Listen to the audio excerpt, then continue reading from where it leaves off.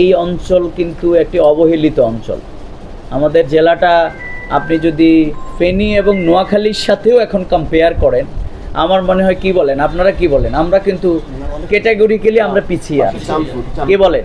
এরপরে এইদিকে আমাদের চাঁদপুরের সাথে এগুলো গেলে মনে হয় যে কোনো রকম পরিবর্তন, কিন্তু আমাদের এই জায়গায় রাস্তাঘাট, তারপরে দিয়ে অন্যান্য যে স্থাপনা, সেই জিনিসগুলো আমরা এখানে কিছুটা উল্লেখ করেছি।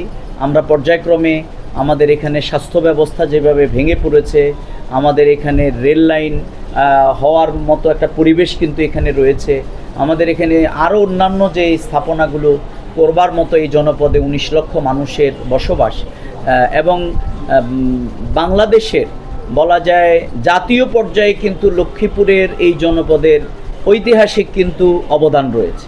অর্থনীতির ক্ষেত্রে, শিক্ষা দীক্ষায়, রাজনীতিতে সর্বত্র লক্ষ্মীপুর একটি গৌরবান্বিত জায়গায় তারা তাদের ভূমিকা আছে। সুতরাং সেই জায়গায় আমরা প্রত্যাশা করব যে এই রাস্তার কাজটি অনতিবিলম্বে সরকার কার্যকর উদ্যোগ গ্রহণ করবে এবং অনুমোদিত এই টেন্ডারের শুধু অজুহাত না দেখিয়ে তারা যদি খুব অল্প সময়ের মধ্যে এ ব্যাপারে ব্যবস্থা গ্রহণ না করেন, তাহলে বাংলাদেশ জামাত ইসলামী এই জনপদের মানুষদেরকে সাথে নিয়ে আমরা রাস্তায় পর্যন্ত আন্দোলন করতে হয়তো বাধ্য হব।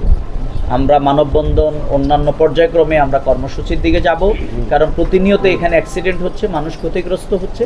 এই জন্যে আজকের আমাদের এই সংবাদ সম্মেলনে আপনাদের কাছে আমাদের সেই দাবিটি, সরকারের কাছে আপনাদের মাধ্যমে এই দাবিটি আমরা পৌঁছাতে চাই যে সরকার যেন এই 4 লেন রাস্তা করার ব্যাপারে খুব অল্প সময়ের মধ্যে কার্যকর উদ্যোগ গ্রহণ করে। যাদের কারণে অথবা এই সমস্ত টেন্ডার অথবা ভাগাভাগির এগুলো অভিযোগ আসতেছে বিভিন্ন ধরনের, আপনি বলছেন যে এইরকম আছে কিনা, আমরা এগুলো আপনাদেরকে খতিয়ে দেখার জন্য অনুরোধ করব। আর যদি এই জাতীয় ঘটনা থাকে তাহলে পরবর্তীতে আমরা আপনাদের সামনে সেগুলো তুলেও ধরব এবং আপনারাও সেই ব্যাপারে কার্যকর ভূমিকা রাখবেন। আর যারা এগুলো করছেন, যদি করে থাকেন, তাহলে তারাও তো এই এলাকার মানুষ, নাকি বলে?